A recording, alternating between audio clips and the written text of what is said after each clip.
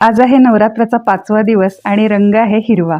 तर त्याच्यासाठी आपण पहाडी पनीर ही रेसिपी करतोय. मिक्सरच्या भांड्यामध्ये पालकची पानं, लसूण, पुदिना, हिरवी मिरची, मीठ, काजू आणि कोथिंबीर आणि थोडंसं दही घातलं आणि जाडसर अशी ही हिरवी पेस्ट तयार करून घेतली.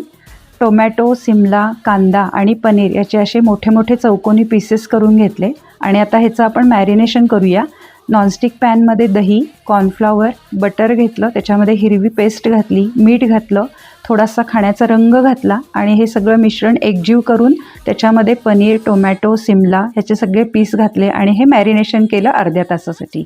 अर्ध्या तासानंतर हा पॅन गॅसवर ठेवून हे सगळं छान शिजवून घेतलं कोरडं होईपर्यंत आणि पूर्ण थंड झाल्यानंतर स्टिकमध्ये ओवून ते मस्त गॅसवर हाय फ्लेमवर सगळं भाजून घेतलं आणि आपला पनीर टिक्का असा मस्त तयार झालेला आहे. लवकरच भेटूया.